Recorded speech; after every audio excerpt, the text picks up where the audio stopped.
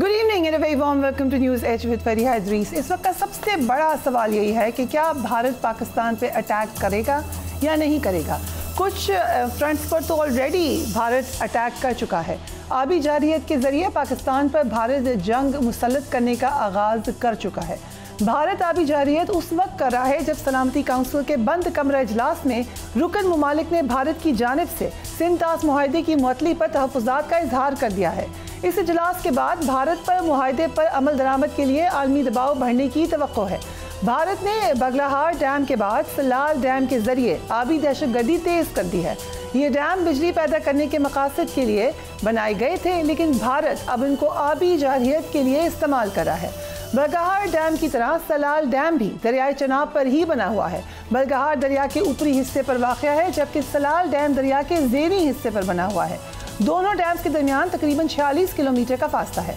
Salal dam वो आखिरी मकाम है जहाँ से दरियाए चनाब का पानी पाकिस्तान में दाखिल होने से पहले भारत कंट्रोल कर सकता है। सलाल डैम का सिर्फ एक स्पिलवे खुला हुआ है, जिसके नतीजे में पाकिस्तान की तरफ पानी का बहाव काफ़ी हद तक रुक गया है। डैम के गेट बंद होने के बाद दरियाए चनाब में पानी की सतह में खातिर ख्वाह कमी वाक़ हुई है। सलाल डैम एक हाइड्रो इलेक्ट्रिक प्रोजेक्ट है जिससे 690 मेगावाट बिजली हासिल होती है। भारतीय वज़ीर आज़म नरेंद्र मोदी ने पूरे मुल्क में जंग का समा पैदा कर दिया है।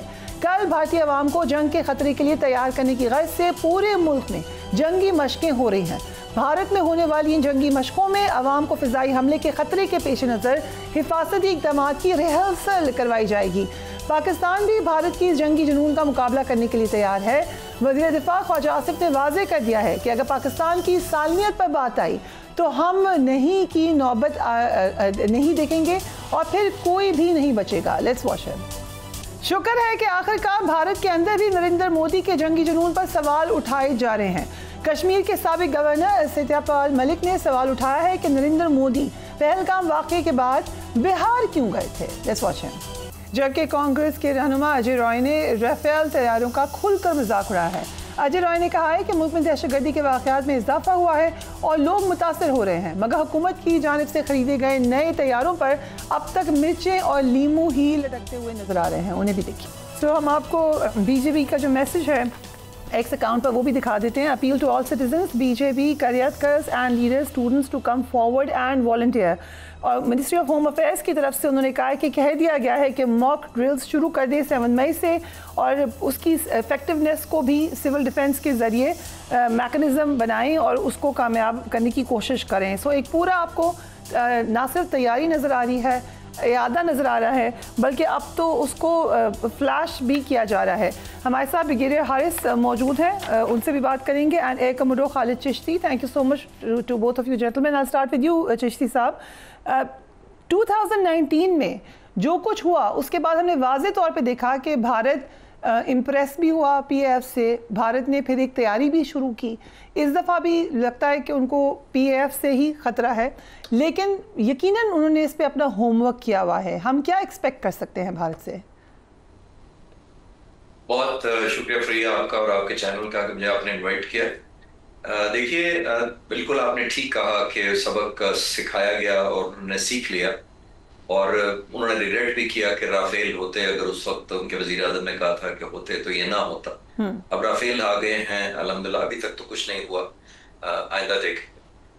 जो इम्पोर्टेंट बात ये है, जो कंपैरेटिव एनालिसिस जो आप शायद चाह रही हैं कि हम करें, और वो आपने बड़ा ज़बरदस्त इंट्रो में जो क्लिप्स ऐड की हैं to build up the understanding कि वहाँ क्या हो रहा है, वहीं से प्रेशर बिल्ड होना शुरू हुआ है कि हिंदुस्तान क्या कर रहा है। और स्पेशली मैं फोकस एयरफोर्स के जो राफेल की बात करूँगा। देखिए, हमें ये जानना चाहिए हिंदुस्तान की एयरफोर्स को के बारे में, इसमें कोई शक नहीं कि बहुत बड़ी एयरफोर्स है, हमसे बड़ी है, न्यूमेरिकली सुपीरियर है और हमेशा रही है। जब मैं नौजवान फाइटर पायलट भर्ती हुआ था, उस वक्त मेरे उस्तादों ने और जो हमारे मेंटर्स थे बताते थे, और मेरे लिए एजाज़ की बात है कि मैं मालम भी उसी मैस में ठहरते थे। मैं पेशावर, मेरी पहली पोस्टिंग थी एज एन ऑफिसर, तो हम मालम भी उसी मैस में थे, बैचलर होते थे, हम खाना ऑलमोस्ट 3 टाइम इकट्ठे ही खाते थे और हम उनकी बातें सुन के इंस्पायर हुआ करते थे। तो मैं उस वक्त से हमें वो डांटते थे कि तुमने अगर दुश्मन के बारे में नॉलेज ना रखा तो तुम्हें खा जाएगा। तो मुझे आज भी उनकी बातें याद है, अल्लाह वगैरह की रहमत करे। मैं बड़ा हुआ हूँ ये देख के, और पाकिस्तान एयरफोर्स कभी भी न्यूमेरिकली मैच नहीं कर पाई। जज्बा है एक, नंबर 1 अल्लाह ताला पे ईमान जो है, दूसरा हमारा क्वालिटी ऑफ ट्रेनिंग है, और तीसरा द मोस्ट इम्पॉर्टेंट कि एयर मार्शल असगर खान और नूर खान से लेकर आज तक जितने पाक फ़िज़ाइया के चीफ बने हैं या लीडरशिप आई है, उन्होंने ये फोकस रखा है कि हम एयरफोर्स इंडियन के साथ कभी नंबर नहीं मैच करेंगे, हम यही जज्बा ईमान, quality of training and number 3 the most important, technology के जरिए हम आउटबीट कर सकते हैं या आउटस्मार्ट करेंगे जब भी करेंगे। और ये खास तौर पे ये 4 सालों में मैंने देखा है। मैं अपनी डॉक्यूमेंट्रीज बनाता हूँ तो उस सिलसिले में मुझे स्पेशल परमिशन मिली है एयरफोर्स चीफ से, मैं जाता हूँ एयरफोर्स बेसिस पे। रिसेंटली मैं चंद हफ्ते पहले मैं पाक फिजाइया के बेसिस, जो फ्रंट लाइन बेस है जहाँ पे J-10C जहाज हैं और GF-17 ब्लॉक 3 है, मैं वहां से होकर आया। मैंने पूरा दिन उन पायलट्स के साथ गुजारा मेरी डॉक्यूमेंट्री, और मुझे स्पेशल उनका इंटरव्यू करने की इजाजत भी दी गई थी। मैंने इंटरव्यू भी किया और वो अपलोड हो चुका है। राइट। तो कहना मैं ये चाह रहा हूँ कि मुझे उनको जानकर बड़ी खुशी हुई कि मैं जिस जहाज को उड़ाता था और जिस तरह की टेक्नोलॉजी हमारी थी, ये तो उससे करीब भी नहीं है, ये इतनी आगे निकल गई है। एक तरफ हमारी ये टेक्नोलॉजी की तरफ है, मैं जब डिटेल्स आप चाहेंगी तो मैं बाद में एक्सप्लेन कर दूंगा। दूसरी तरफ मैं हिंदुस्तान की एयरफोर्स का जरूर एक क्विक आपको रिफ्रेश करता चाहूँ कि हिंदुस्तान की हुकूमत की तरफ से जो अप्रूव्ड स्ट्रेंथ है, यानी नंबर ऑफ स्क्वाड्रन्स कितने होने चाहिए हिंदुस्तान एयरफोर्स के पास, वो 45 स्क्वाड्रन अप्रूव्ड है हुकूमत हिंदुस्तान की तरफ से, और इस वक्त 32 ऑपरेशनल है। कंसर्न ये है उनका इंडियन एयर चीफ का, जो 45 स्क्वाड्रन की एयरफोर्स है, हर स्क्वाड्रन में तकरीबन 20-22 जहाज होते हैं, डिपेंड करता है, मैं एवरेज बता रहा हूँ। तो इस वक्त 32 स्क्वाड्रन की वो एयरफोर्स है। नंबर 1, उनको इंपॉर्टेंस नहीं दी जा रही। उसका एक और बड़ा सबूत ये है कि उनकी स्पेयर पार्ट्स पर शॉर्टेज हुई है। इस वक्त आप हैरान होंगी शायद सुनकर, इंडियन एयरफोर्स के जो फ्लीट है उसकी सर्विसेबिलिटी 50 to 60% है, अकॉर्डिंग टू इंडियन बहुत बड़े जर्नलिस्ट है करण था जी, उनका चेक कर ले। 50 to 60% is a very very almost alarming state अगर किसी एयरफोर्स की। दैट मींस अगर 100 जहाज है तो जंग के लिए किसी वक्त भी 50 या 60 तैयार, बाकी जमीन पे होंगे मेंटेनेंस या टेक्निकल फॉल्ट या व्हाटएवर, जिस वजह से एक वो बहुत बड़ा कंसर्न है उनके लिए। मेरे लिए तो एज अ फाइटर पायलट इत्मीनान की बात है कि अगर उनकी एयरफोर्स डाउन रहे तो और उड़ी ना पाए तो टेक्निकल रीजन होगी। एक और इम्पोर्टेंट चीज है, आप फ्लैशबैक करें सिर्फ फरवरी 2025, 2 महीने पहले AP Singh air chief marshal, Hindustan के जो प्रेजेंट चीफ है, जिनके साथ प्राइम मिनिस्टर नरेंद्र मोदी ने मीटिंग की है, वो पब्लिक में एक सेमिनार में कहते हैं जिसमें सिविलियंस भी हैं, उसमें वो कहते हैं कि मुझे और जहाज चाहिए क्योंकि मैं दुश्मन पर खौफतारी रख सकूं और अपनी रेलेवेंस बरकरार रख सकूं, ये कहते हैं। और शिकायत के सेंस में कहते हैं कि हमने 2016 में 40 तेजास ऑर्डर किए थे, 9 साल गुजरने के बावजूद हमें एक भी तेजास जहाज नहीं मिला। ये वही जहाज है जो 1985 में हिंदुस्तान ने शुरू किया था अपना जहाज बनाना। आज 40 साल हो गए, सिर्फ 2 स्क्वाड्रन बना सके, और उनके बारे में भी कंफ्यूजन है, उसकी डिटेल्स का वक्त नहीं है। ओके, बहुत इंटरेस्टिंग डिटेल्स है। अगर आप हमें बता दें, 29 और 30 अप्रैल की रात जो खबर आई कि राफेल तैयारों के सिस्टम्स को जैम कर दिया था पाकिस्तान ने और उन्हें श्रीनगर में उतरने पे मजबूर कर दिया गया था, इसकी भी जरा डिटेल्स बता दें।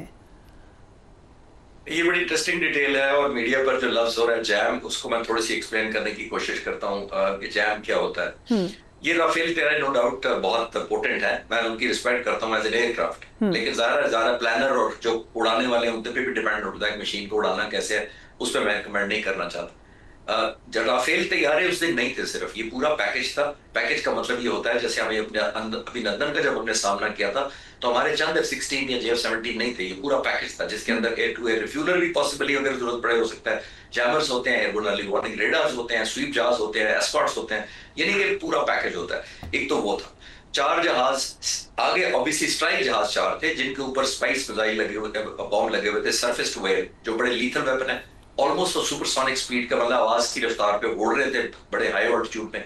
पाक फिजाइया, ये मैं आपके इत्मीनान के लिए बताता चलूं कि सिर्फ अपनी सरहदों में नहीं देख रही, well into Indian air space भी हम देख रहे हैं, उनकी एक्टिविटीज मॉनिटर कर रहे हैं और ट्रैक कर रहे हैं उनकी एक्टिविटीज को। तो पाकिस्तान एयरफोर्स का एयर डिफेंस सिस्टम और सर्विलेंस, बहुत सारे सोर्सेज हैं, मैं सेंसिटिविटी की वजह से डिटेल्स में नहीं जा सकूंगा, वो वॉच कर रही थी।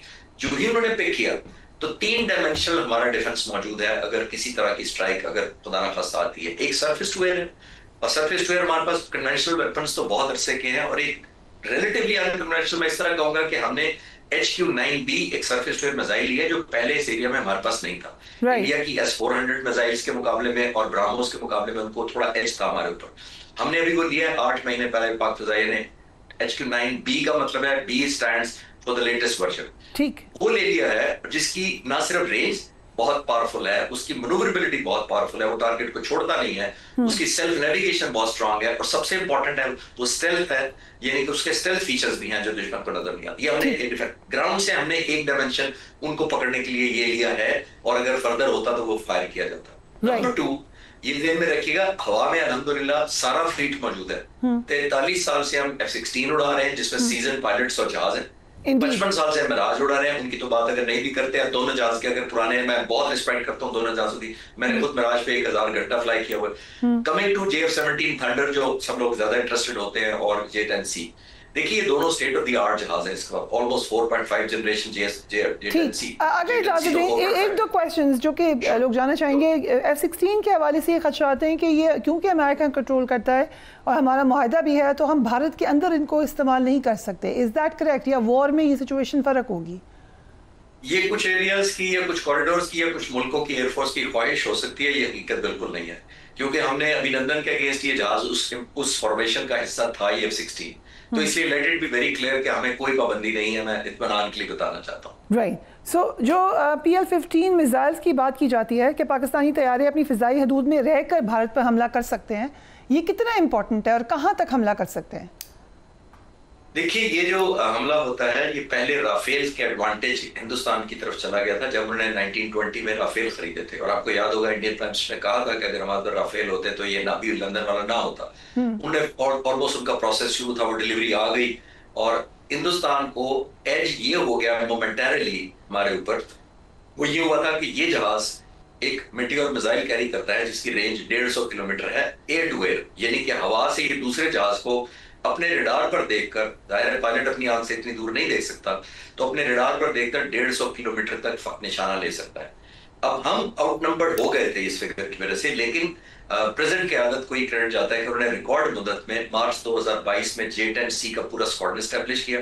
ना सिर्फ एस्टेब्लिश किया, उसको रिकॉर्ड मुद्दत में डे नाइट ऑपरेशनलाइज किया, और पहली दफा चाइना ने ये जहाज हमें किसी को अपने मुल्क से बाहर पाकिस्तान को दिए, लोडेड विद PL-15। ठीक है, Qamar Khan Chishti, thank you so much for joining us. Will take a break and we will be right back.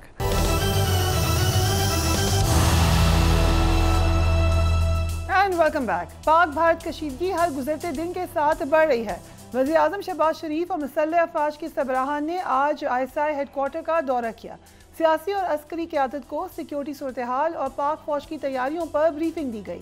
कौमी असम्बली में भी आज हुकूमत और अपोजिशन भारत के खिलाफ यकजा नजर आई। कौमी असम्बली इजलास से भारत को पैगाम दे दिया गया कि अगर भारत ने पाकिस्तान की जानिब मैली आंख से देखा तो पूरी कौम मिलकर भरपूर जवाब देगी। वज़ीर इत्तलात अता तारड़ ने पाक भारत कशीदगी के तनाज़ुर में आज कहा कि बानी तहरीक इंसाफ भी उतने ही अच्छे हैं जितनी हमारी क़यादत है। इस वक्त तकसीम का पैगाम नहीं जाना चाहिए। Let's watch him. जो पूछेगा मैं उसे कहूंगा कि इमरान खान भी उतना अच्छा है जितनी हमारी लीडरशिप अच्छी है, क्योंकि आज बात पाकिस्तान की है। आपस में लड़ने के लिए बहुत टाइम है, महीने बाद लड़ देंगे, 2 महीने बाद लड़ देंगे, तो मेरा गिरेबान पकड़ लेना, मैं तुम्हारा गिरेबान पकड़ लूंगा। आज बात पाकिस्तान की है, सिर्फ पाकिस्तान की और सिर्फ पाकिस्तान की है। अगर मैं ये करूं इस मौके पर जब दुश्मन ताक में बैठा है कि उसने हमला कब करना है, इधर से मुर्दाबाद के नारे लगे, इधर से जिंदाबाद के नारे लगे, मेरी पाकिस्तानियत गवारा नहीं करती कि मैं इस तरह की आवाजें उठाऊं और इस हाउस से वो क्लिप जाएं जो इंडियन चैनल्स के ऊपर लगे और इंडियन मीडिया ये कहे कि ये लोग डिवाइडेड हैं। अच्छी स्टेटमेंट थी इंफॉर्मेशन मिनिस्टर की तरफ से। दूसरी तरफ बानी तहरीक इंसाफ से आज मुलाकात का दिन था। अडियाला जेल के बाहर आज भी पार्टी रहनुमाओं को मुलाकात से रोकने की कोशिश की गई। इस मौके पर आमिर डोगर समेत कई अफराद की पुलिस से धक्कम पेल हुई। इसी दौरान रहनुमा तहरीक इंसाफ आमिर डोगर के कपड़े भी फट गए। कारकुनों की एहतजाज की वजह से बानी PTI की 2 बहनों को आखिरकार मुलाकात की इजाज़त मिल गई। 2 बहनों की मुलाकात के बाद अलीमा खान ने मीडिया को बताया कि मुलाकात करने वाली बहनों ने बानी को शिकायत की कि वो फहरिस्त में नाम ना होने वाले अफराद से मुलाकात ना किया करें। Let's watch that. मेरी बहनों ने उनको जाके सबसे पहले ये शिकायत लगाई, जो हमारे लॉयर्स की लिस्ट पे नाम नहीं होंगे आपने उनसे मुलाकात नहीं करनी। बाहर निकल के वो लोग आकर बातों को तोड़ मरोड़ के डाल देते हैं। इमरान खान ने बड़ा वाज़ेह तौर पे कहा है, जब तक इमरान खान जेल से रिहा होके खुद नहीं देखेंगे कोई माइंस एंड मिनरल्स का बिल नहीं पेश होगा। APC है, सवाल ही नहीं पैदा होता कि आप मेरे से मुलाकात के बगैर कोई भी एपेक्स कोई भी कमेटी मीटिंग पॉलिसी वो उनके पास है, तब पॉलिसी मैं बताऊंगा, उसके मुताबिक कोई उसके बगैर किसी किस्म की मीटिंग अटेंड नहीं करेगा। उन्होंने कहा मैं कोई डील नहीं कर रहा हूँ। सुप्रीम कोर्ट ऑफ पाकिस्तान ने मखसूस नशिस्तों पर PTI को जो दी गई थी अदालत उज़्मा के फैसले के खिलाफ नज़रसानी दरख्वास्तों को समाअत के लिए मंजूर कर लिया है। 13 रुकनी बेंच के 2 अरकान ने दरख्वास्तें मुस्तरद कर दी, जिसके बाद कल से 11 रुकनी बेंच केस की समाअत करेगा। आज समाअत में क्या हुआ, इस पर एक नज़र डालते हैं। वकील नून लीग हारिस अजमत ने कहा कि मखसूस नशिस्तें एक ऐसी जमात को दे दी गई हैं जो केस में फरीक ही नहीं थी। जस्टिस जमाल मंदोखेल ने इस्तफसार किया कि क्या हम एक पार्टी की गलती की सज़ा कौम को दे दें? क्या सुप्रीम कोर्ट के नोटिस में एक चीज़ आई तो उसे जाने देते? जस्टिस अकील अब्बासी ने रिमार्क्स दिए कि फैसले पर अमल दरामद ना होने पर तौहीन अदालत की दरख्वास्त भी है। सलमान अकरम राजा ने कहा कि तौहीन अदालत की दरख्वास्त आज लगी हुई है। जस्टिस अकील अब्बासी ने मुस्लिम लीग नून के वकील से मुकालमा किया कि आप बार बार एक सियासी जमात का नाम ले रहे हैं, उसे छोड़ दें। सुप्रीम कोर्ट ने आइन के मुताबिक फैसला दिया, आप हमें बताएं कि फैसले में क्या गलती है। इलेक्शन कमीशन के वकील से जस्टिस हाशिम काकड़ ने सवाल किया कि क्या आपने फैसले पर अमल दरामद किया है, आप हाँ या ना में सवाल का जवाब दें। वकील इलेक्शन कमीशन ने मौक़िफ़ अपनाया कि हमने एक पैराग्राफ की हद तक अमल किया है। जस्टिस अकील अब्बासी ने कहा कि क्या ये आपकी मंशा मर्जी की बात है कि किसी पैराग्राफ पर अमल करेंगे। जस्टिस जमाल मंदोखेल ने रिमार्क्स दिए कि केस को छोड़े, ये आप सुप्रीम कोर्ट को लेकर कहाँ जा रहे हैं? कल किसी को फांसी की सज़ा दें तो क्या वो कहेगा कि बस सर तक फंदा डालकर छोड़ दिया? जस्टिस आयशा मलिक ने इलेक्शन कमीशन के वकील को कहा कि आपका रवैया पार्टी का है, आपने जिस फैसले पर अमल नहीं किया उस पर नज़रसानी मांग रहे हैं, आपका काम इलेक्शन का इनेकाद करवाना है, आप इस केस में पार्टी बन कैसे गए? अदालत उज़्मा ने नज़रसानी दरख्वास्तें इब्तिदाई समाअत के लिए मंजूर कर लीं। 11 जजेस की अक्सरियत ने फरीकैन को नोटिस जारी कर दिया। जस्टिस आयशा मलिक और जस्टिस अकील अब्बासी ने इख्तलाफी नोट तहरीर किया। जस्टिस आयशा मलिक ने कहा कि मैं तीनों नज़रसानी की दरख्वास्तों को नाकाबिल समाअत करार देकर खारिज करती हूँ। जस्टिस अकील अब्बासी ने रिमार्क्स दिए कि मेरी भी यही राय है। मुल्क के मौजूदा सूरत-ए-हाल के बावजूद अपोजिशन इत्तेहाद हुकूमत के खिलाफ मुतफ़िका एजेंडा की तश्कील के लिए इस वक्त भी सरगर्म है। कल अपोजिशन इत्तेहाद ने पंजाब में कॉन्फ्रेंस बुलाने का ऐलान कर रखा है। इस हवाले से साबिक स्पीकर असद कैसर ने क्या स्टेटमेंट दी है, लेट्स वॉच हिम। 7 तारीख को हम जा रहे हैं पंजाब। वहाँ जितनी भी अपोजिशन पार्टीज हैं या इंडिविजुअल्स हैं, पर्सनैलिटीज हैं या मुख्तलिफ मकतब फिक्र के जो लोग हैं उनको हम बुला रहे हैं और हम चाहते हैं कि एक नेशनल एजेंडा जो हम उधर भी रखेंगे और अगर वो कोई चीज समझते हैं कि इसमें कोई कमी कोताही है, इसको पूरा करना है या इसको करेक्ट करना है तो वो भी हम इंशाअल्लाह उसके साथ करेंगे। हमें ज्वाइन कर रहे हैं PTI के सीनियर लीडर रऊफ हसन साहब। Thank you so much Rauf साहब for being on the program. आज आखिरकार 2 बहनों की खान साहब से मुलाकात हो गई, क्या उनके जरिए कोई पैगाम भेजा गया है पार्टी को और वो क्या पैगाम है? बहुत मेहरबानी फरिया आपकी। 2 बहनों की मुलाकात हो गई। अलीमान में पता नहीं क्या है कि उससे नहीं मिलने दे रही, उससे क्यों? एक तो खान साहब से खौफजदा है, अब क्या अलीमा बीबी से भी ये खौफजदा है इस हद तक कि उनको मुलाकात नहीं करने देते अपने भाई के साथ। आइन, कानून, इंसानियत, इखलाकियात, कोर्ट के ऑर्डर्स कहाँ गए? पांव तले रौंदे जा रहे हैं। Every day, every time there is a meeting scheduled court के अप्रूव्ड रोस्टर के मुताबिक। तो यही तमाशा होता है। आज तो ऐसे पुलिस ने भी बहुत ज्यादती की, बहुत उन्होंने गुंडागर्दी का मुजाहरा किया, बल्कि ज्यादती क्या की, ओपन गुंडागर्दी का मुजाहरा किया। MNAs को, सिटिंग MNAs को, leader of the opposition in the national assembly, chief whip in the national assembly और बाकी लोग जो थे उनको लिटरली आपने देखा होगा, खुद जो वीडियोस चल रही हैं, बालों से पकड़ के घसीटा गया, मारा गया, उनके कपड़े फाड़े गए। रियासत को किस तरफ लेके जा रहे हैं ये लोग? ये जो चोर डाकू बैठे हुए हैं फरान, कहाँ लेके जाना चाह रहे हैं? किस तरफ लेके जाना चाह रहे हैं? और जो आपने आपके सवाल के जवाब में भी कि क्या उनकी तरफ से क्या पैगाम आए हैं, तो एक तो वकला से, उन्हीं वकला से सिर्फ मुलाकात करेंगे जिनका पार्टी जो है उनको बताएगी। वीलॉगर्स की उनको कहा गया जी कि बहुत तारीफें आपने की हैं आपके ऑफिशियल अकाउंट से। उन्होंने कहा मैंने कभी ऐसा कोई काम नहीं किया, मेरी आदत नहीं है कि मैं किसी की इस तरह से तारीफ करूं। तो ये इसीलिए आप देख रहे हैं कि मिसकम्युनिकेशन जो हो रही है वो किस वजह से हो रही है। अली अमीन गंडापुर साहब ने कहा है कि मुझसे मुलाकात करें फौरन।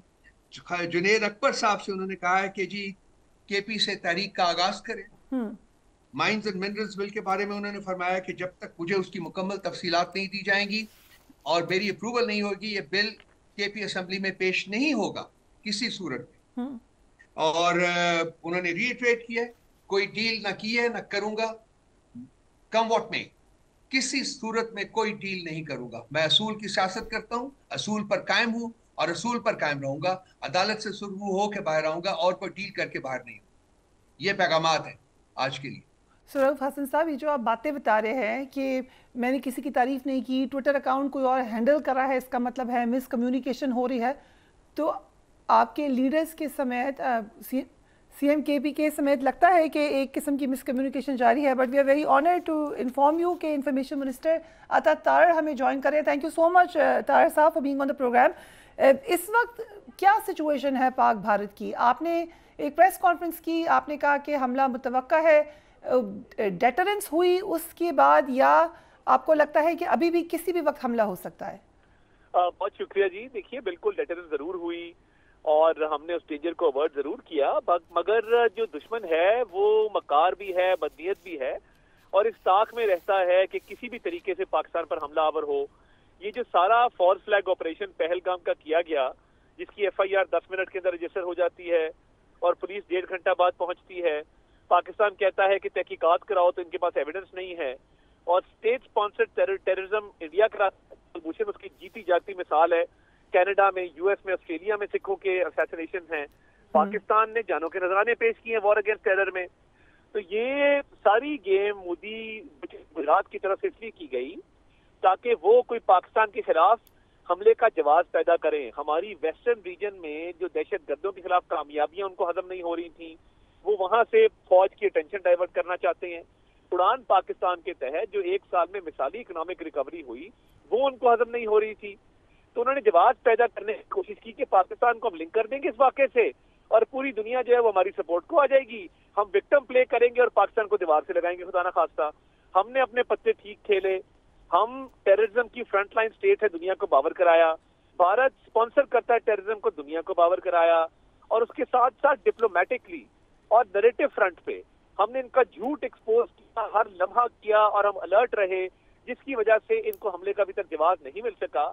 मगर ये अभी भी पॉसिबिलिटी है और ये नियत रखते हैं पाकिस्तान पर हमलावर होने की। मगर let me make it very clear Faria साहिबा, आपका भी एक फैमिली बैकग्राउंड है एयरफोर्स का और आप भी जज्बा हुब्बुल वतनी से सरशार हैं और पूरी पाकिस्तानी कौम इस वक्त खड़ी है और वो देख रही है कि ये कब पहली मूव करेंगे ताकि हम इनका हशर नशर कर दें।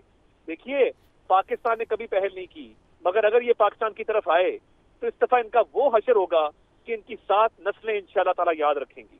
Right, good to know that. अगर लगे हाथों हम ये भी क्वेश्चन कर लें, अगरचे मैं हमेशा कहती हूँ कि कदगन बहुत ज़्यादा नहीं होनी चाहिए, लेकिन इस मामले पे तो हो कि कुछ ऐसे अकाउंट्स जिनका ताल्लुक पाकिस्तानी फॉर्मर जर्नलिस्ट से कह लें, फॉर्मर एनालिस्ट से कह लें, फॉर्मर किसी और पोजीशन से कह लें, वो बाहर बैठ के मुसलसल पाकिस्तान के ख़िलाफ़ बात कर रहे हैं। वो कह रहे हैं कि इस अटैक में पाकिस्तान मुलविस है, वो कह रहे हैं, जबकि ओपनली पाकिस्तान ने कहा है कि इसके ऊपर इन्वेस्टिगेशन करवाएं। तो इनके खिलाफ कोई एक्शन कर सकते हैं आप एज एन इंफॉर्मेशन मिनिस्टर? देखिए, ये जो रोग एलिमेंट्स हैं 1-2, वो तो देखें, अब रोजे रोशन की तरह आया है कि लंदन में बैठा एक कैरेक्टर, वो हॉस्टाइल इंटेलिजेंस एजेंसीज के पेरोल पे बिल्कुल नजर आ रहा है। बाकी भी 1-2 कैरेक्टर्स हैं ऐसे।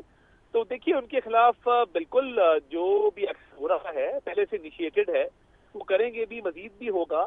But I wouldn't bother. देखिए, इस वक्त जो हमारे मेन एनालिस्ट, मेन लोग हैं, ऑपोजिशन पार्टीज हैं, तमाम लोग एक पेज पे हैं, हमारे मीमर्स ने, सोशल मीडिया यूजर्स ने जो एक कमाल रिस्पांस भारत को दिया है कि मीम वॉर भी उनको हरा दिया है, नैरेटिव वॉर भी हरा दिया है, डिप्लोमेटिक वॉर भी हरा दी है। तो अब ये जो कहते हैं वो इररिलेवेंट है। और इंडियन मीडिया के बारे में मैं कहा करता हूँ कि उसकी एंटरटेनमेंट वैल्यू है, बिकॉज बॉलीवुड है, वो यहाँ पे जिस तरह गला फाड़ फाड़ के और एक तरह तरह के थिएट्रिक्स करते हैं, उनको कोई सीरियसली लेता नहीं है। और जो बाकी उनके मामलात हैं, हमने तो घर में घुस के मारा कि हमने अपना पाक फौज, फिजाइया और बैरिया का एक प्रॉपर गाना, मिली तराना उनके यूट्यूब के ऊपर चला दिया। मिनिस्ट्री ऑफ इंफॉर्मेशन ने बाकायदा ये एक स्पेशल टीम के जरिए काम किया। तो मैं ये समझता हूँ कि वो हमारे यूट्यूब ब्लॉक कर रहे थे, हमने इसका बदला ये लिया कि अल्हम्दुलिल्लाह हमने घर में घुस के मारा है।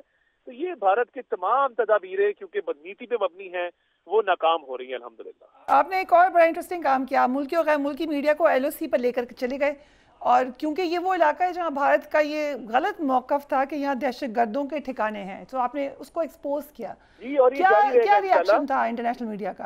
हम मजीद भी ये इंशाल्लाह ताला मीडिया को लेके जाएंगे, कुछ मकामात पे उनको दिखाएंगे कि जहाँ पे अलर्ट किया जाता था कि ये यहाँ पे दहशतगर्दों के ठिकाने हैं, ये सरासर झूठ है, भारत का एक बेबुनियाद मन घड़त और झूठा प्रोपेगेंडा है, और उसको काउंटर करने के लिए मजीद भी विजिट करवाएंगे। और हम इस काम से बात नहीं आने वाले, हम सच को पूरी दुनिया को बावर कराएंगे कि पाकिस्तान एक पुरअमन मुल्क है, मगर हमारी अमन की ख्वाहिश को कमजोरी समझने वाले किसी भूल में न रहें।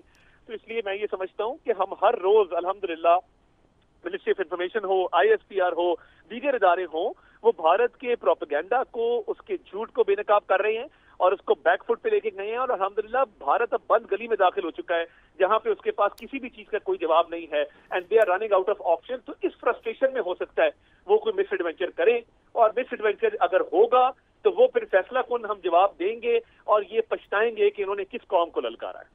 कल कौमी असम्बली का इजलास कौमी यकजहती के लिए बुलाया गया, लेकिन मौलाना फजलुर रहमान ने इजलास का बॉयकॉट करके चले गए। क्या समझते हैं आप, उनको ऐसा करना चाहिए था? आप मुहिब्बे वतन पाकिस्तानी है और उनकी बड़ी हम कदर करते हैं, और मैं ये समझता हूँ कि अगर उनका कोई गिला शिकवा इजलास को लेके है या उनका कोई गिला शिकवा वहाँ प्रेजेंस को लेके है, वो हम दूर करेंगे और दूर करना भी चाहिए। और हमारे वो बड़े एक बहुत मोहतरम है हमारे लिए, तो मैं इंशाल्लाह बड़ा पुरुमीद हूँ कि हम उनको मना लेंगे अल्लाह ताला के फजल से। ये जो आपने इंसेंटिव लिया है जर्नलिस्ट को लेके जाने का उन इलाकों पर, क्या ये टारगेटेड इलाके हैं? क्या यहाँ पर हमला एक्सपेक्टेड है, या कोई हमारे पास इंटेल है इनके हवाले से कि भारत इनको आए कर रहा है? वो इलाके हैं जहाँ पे भारत अलर्ट कर रहा था कि दहशतगर्दों के ठिकाने हैं, उनके तरबियती कैंप्स हैं, और दहशतगर्दों को यहाँ पे ट्रेनिंग दे के पहलगाम भेजा गया था। तो हमने कहा कि वंस एंड फॉर ऑल इस अभाम को दूर करें, और मीडिया को, लोकल मीडिया को, फॉरेन मीडिया को यहाँ का विजिट करा के ये बताया जाए कि ये बिल्कुल सरासर झूठ पे मबनी प्रोपेगेंडा है, और ये इसमें कोई ये सदाकत नहीं है, कोई हकीकत नहीं है। तो हम तो ये इंशाल्लाह ताला ये काम करते रहेंगे और दुनिया को बताते रहेंगे कि भारत कितना झूठा और मकार मुल्क है, और वो किस तरीके से प्रोपेगेंडा करके पाकिस्तान के खिलाफ एक पूरा महाज खोले हुए है। क्या एस्टिमेट है आपका? क्या भारत ने एक धमकी दी थी, या एस्टिमेट सही नहीं किया था, पाकिस्तान फोर्थ फ्रंट पर आ गया और अब भारत को मसला है? What do you think happened? जी, मेरा ख्याल है उनका ख्याल था कि हम ये सारा फॉल्स फ्लैग ऑपरेशन करेंगे और उसके बाद हम पाकिस्तान पे इल्जाम धरेंगे और पूरी दुनिया हमारी सपोर्ट में आ जाएगी, और हम कहेंगे पाकिस्तानी दहशतगर्द हैं, और दुनिया हमारी बात मान जाएगी, और उसके बाद जो है वो हम पाकिस्तान को आइसोलेट कर देंगे और पाकिस्तान पे हमले का जवाब पैदा कर देंगे। मगर वो ये भूल रहा था कि पाकिस्तान ने जो डिप्लोमेटिक एफर्ट की है, और देखिए 90,000 जानों का नजराना पेश करना बच्चों का खेल नहीं है। दुनिया के किसी मुल्क ने 90,000 जो है वो शहादतें नहीं दी दहशतगर्दी की जंग में। हम आज भी दहशतगर्दों के खिलाफ लड़ रहे हैं, तो ये उनकी खाम ख्याली थी। और देखिए कुलभूषण जाधव हो या जो सिख हरदीप सिंह नजर की जो असैसिनेशन है वो हो, सिख रहनुमाओं के कत्ल हो, स्टेट स्पॉन्सर्ड टेररिज्म अब ग्लोबली ये एक्सेप्टेड है कि कई ममालिक ये कह रहे हैं कि भारत ये करवाता है, और जब ये ममालिक ये बात कर रहे हैं तो फिर पीछे बचता क्या है भारत के पास अपने दफा के लिए? तो मैं समझता हूँ कि भारत की जो पास्ट कॉन्डक्ट है उसने भी भारत को बुरी तरह एक्सपोज किया है, और इंटरनेशनल कम्युनिटी इन बातों को देखती है।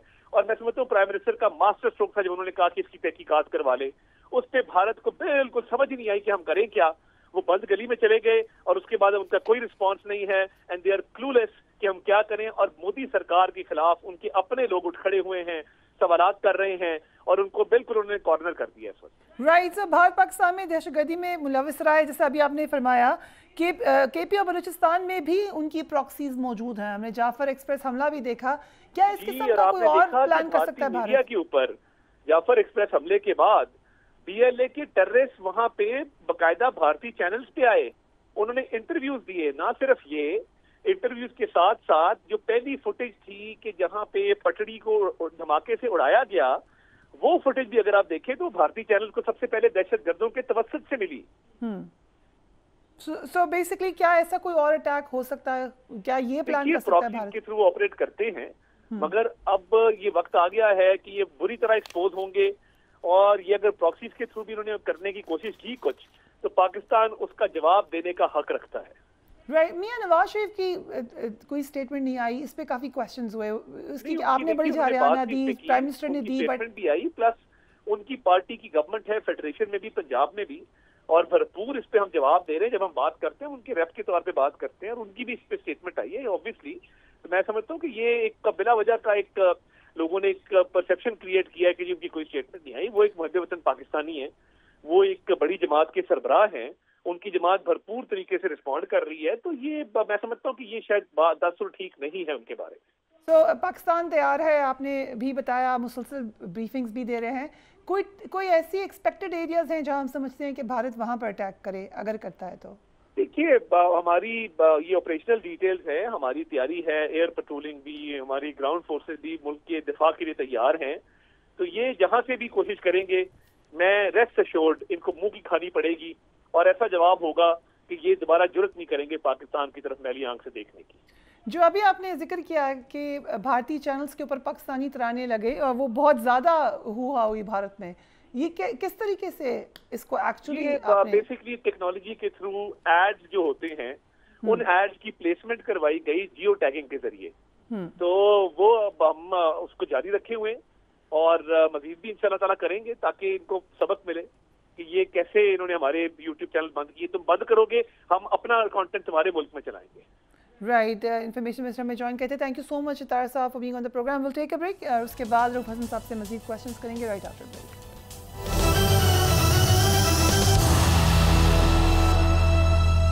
And welcome back. Rauf Hasan sahab हमारे साथ मौजूद हैं। रऊफ साहब, अभी आपने मिसकम्युनिकेशन की बात की, तो क्या ये मिसकम्युनिकेशन आप ही के लोग फैला रहे हैं जो कि अंदर जाते हैं फिर आके खबर देते हैं? आपने कहा कि हमारा जो ट्विटर हैंडल है उस पर भी वो बात नहीं आई जो कि कही गई।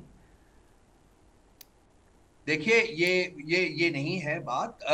हम जो 6 बंदे भेजते हैं वकला की, उसमें से एक बंदा हमारा भी नहीं जाता, और वो जो बाकी 6 लोग हैं वो कहाँ से आते हैं, कौन उनको शामिल करता? हमारी जो पॉलिटिकल लीडरशिप है उनसे मुलाकात को हुए 26 हफ्ते हो गए। 26 हफ्ते से मुलाकात नहीं करने दी गई हमारे सियासी कायदीन से। आज हमारे वकला ने जाना था, उनमें से 6 वकला ने जाके बात करनी थी, क्योंकि इंतहाई अहम मुकदमात जो हैं उनका आगाज कल से सुप्रीम कोर्ट पे हो रहा है, आप जानती हैं। उनके बारे में उनकी इनपुट लेनी थी, उनसे सलाह करना था, उनसे को नहीं मुलाकात करने दी थी। तो डिसइंफॉर्मेशन जो है वो लोग फैलाते हैं जो हमारे रोस्टर पे नहीं होते, लेकिन वो जो है वो कहीं और से ऊपर से आ जाते हैं और वो जाके खान साहब को मिलाते हैं। तो हमने आज मेरा ख्याल है कि उनको बताया गया है कि जी उनसे मुलाकात करनी भी आप छोड़ते हैं। तो देखिए अब आइंदा मुलाकात से क्या होता है, क्या रवैया होता है रियासत का भी, और खान साहब किस तरीके से डील करेंगे उनके साथ।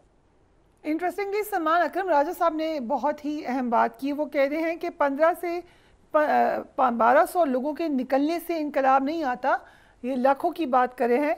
ये 1500-1200 के जो लोग निकल रहे हैं, ये तो गवर्नमेंट कहती थी कि आपके लोग नहीं निकल रहे। अब सलमान अकरम राजा भी ये कह रहे हैं, तो हम कह दें कि पीटीआई की स्ट्रीट पावर नहीं है अब? मोस्ट रिस्पेक्टफुली मैं इससे डिसएग्री करता हूँ बीबी। मेरा नहीं ख्याल कि इस किस्म की कोई सिचुएशन है। शायद उनके बयान को तोड़ मोड़ के पेश किया गया हो या पेश किया जा रहा हो। और खैबर पख्तूनख्वा, जैसा कि मैंने आपको कहा है कि जी उन्होंने ऑलरेडी ऑर्डर्स पास किए हैं कि जुनैद अकबर को वही लीड करेगा और वही तहरीक का आगाज करेगा। उन्होंने कहा है कि जी आप वहां से तहरीक शुरू करें। आप देखते हैं तैयारी में कितनी देर लगती है, उसके बाद हम लाजमी। और इसके अलावा हमारा जो हमारी कोलिशन है, ऑल पार्टीज कॉन्फ्रेंस उन्होंने कन्वीन की हुई है, और वहां से एक तहरीक जो है वो इंशाअल्लाह ताला मुल्क के बाकी हिस्सों में भी फैलेगी। सो तहरीक वगैरह तो चलेगी अब, क्योंकि जो तारीख जो वतीरा है उसकी इंस्टीट्यूशंस का, जो पुलिस की गुंडागर्दी है, बदमाशी है, ऐसे तो रियासतें नहीं मैनेज होती भी।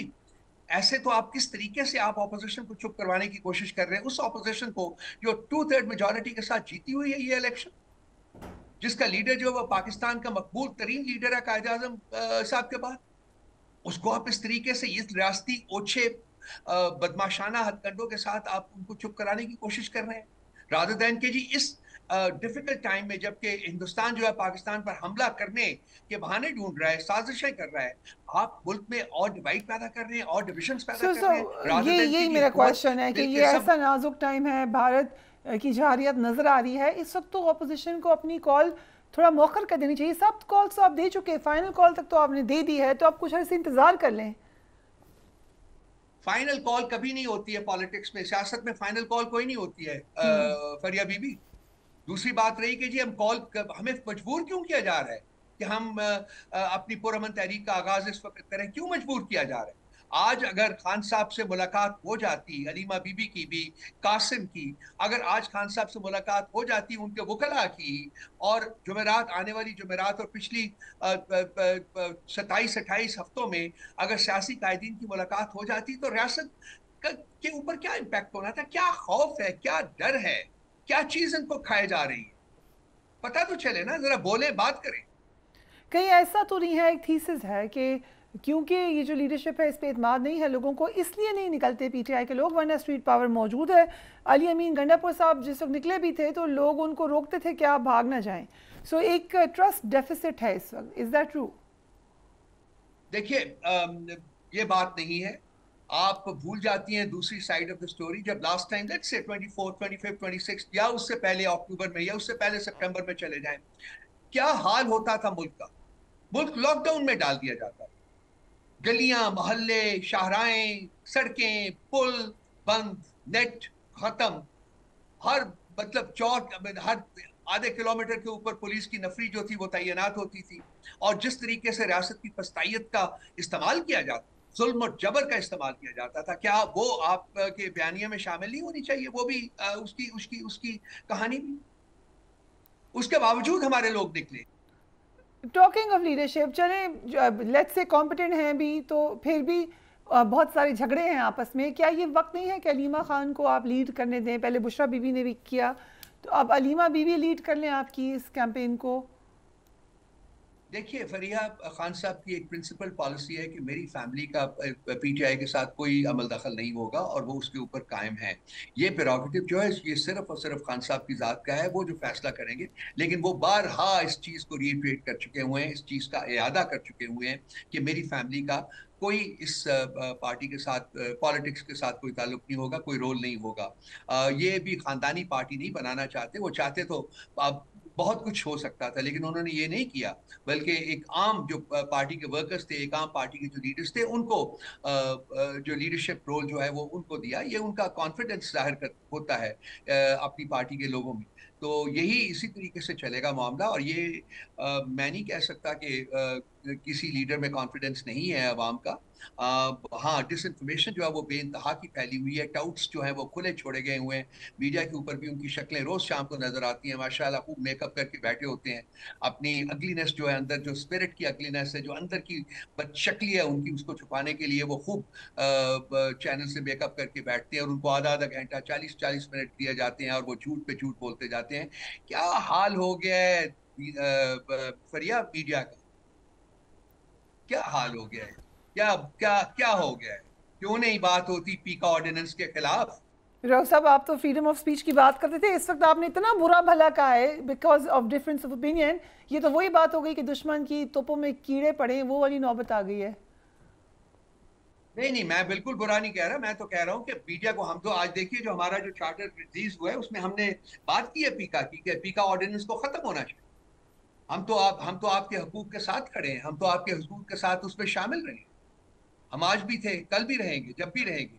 मैं किसी को बुरा भला नहीं कहता। हाँ, जो लोग बुरा कर रहे हैं बीबी, उनको बुरा किए कहे बगैर और क्या इंसान करे। आज जो किया है पुलिस ने, जो हाल किया है, जो उनका रवैया था, क्या उसकी तारीफ की जाए? यहाँ बैठ के उनकी क्या तारीफ में हम क्या कहें? आपने हकीकत बयानी तो करनी है ना, हकीकत तो बयान करनी है आपने ना। सो आपकी स्ट्रैटेजी क्या है, पॉलिसी क्या है? वानी पीटीआई को कैसे जेल से निकालना है? Please inform me. देखिए, खान साहब को जेल से निकालने के लिए हम हर वो पुरअमन काम करेंगे, पुरअमन तरीके से, जो काम के पाकिस्तान के आईन और कानून में दर्ज है। पार्लियामेंट के अंदर, पार्लियामेंट से बाहर, जो लीगल फ्रंट के ऊपर, और एज आई सेड पुरअमन एहतजाज के जरिए लेवल ऑफ प्रेशर जो है वो इंक्रीज होगा। जब ये तहरीक शुरू होती है तो लेवल ऑफ प्रेशर इंक्रीज होगा। और इस दफ़ा हम सारी जो तहरीक को मुख्तलिफ तरीकों से चलाने की कोशिश कर रहे हैं। कोई एक इवेंट शायद ना हो, मल्टीपल इवेंट्स हो all over the country.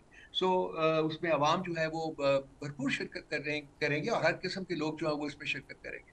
So political party के हाथ में ये तमाम चीज़ें होती हैं, और ये इंशाअल्लाह ताला हम इनका इस्तेमाल जो है वो हत्तल वसा कोशिश करेंगे, अपनी पूरी ताकत के साथ कोशिश करेंगे। पाक भारत कशीदगी की सूरत हाल पर ब्रीफिंग होती है, पीटीआई बॉयकॉट कर देती है। कल कौमी असम्बली इजलास में उमर अयूब साहब ने ये कहा कि ये नहीं कहा कि हम हुकूमत के साथ हैं, बल्कि उन्होंने कहा कि क़यादत कमज़ोर है।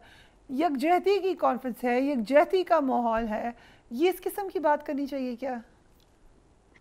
देखिए, जाया नहीं करते फरिया, ये अगर क़यादत कमजोर है, मुझे बताइए नवाज शरीफ साहब की स्टेटमेंट लाइए जब से हिंदुस्तान का प्रॉब्लम शुरू हुआ है। आसिफ जरदारी साहब की स्टेटमेंट लाइए, शहबाज शरीफ की स्टेटमेंट लाइए, कोई ऐसी जो कि एक्चुअली स्टेटमेंट हो। 2019 में जब ये क्राइसिस क्रिएट हुआ था, आपने देखी थी खान साहब की लीडरशिप, सामने खड़े थे, लीडरशिप रोल प्ले किया था, लीड कर रहे थे पूरी कौम को। कहा था उन्होंने कि मैं सोचूंगा नहीं, मैं करूंगा, and he did it. Leadership ये होती है बीबी, आपकी लीडरशिप तो बिलों में घुसी बैठी हुई है, किसी में इतनी हिम्मत नहीं कि वो स्टेटमेंट दे सके।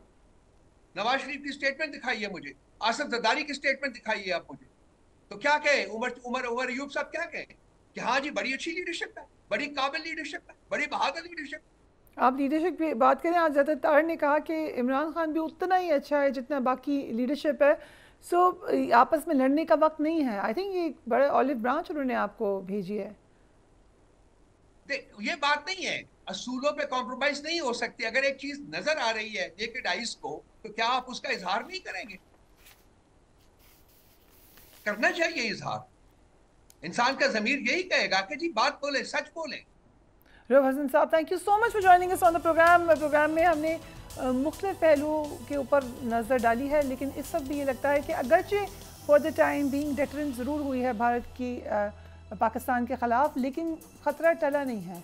कुछ ना कुछ तो वो ज़रूर करने जा रहा है। Do take care of yourself. अल्लाह हाफ़िज़।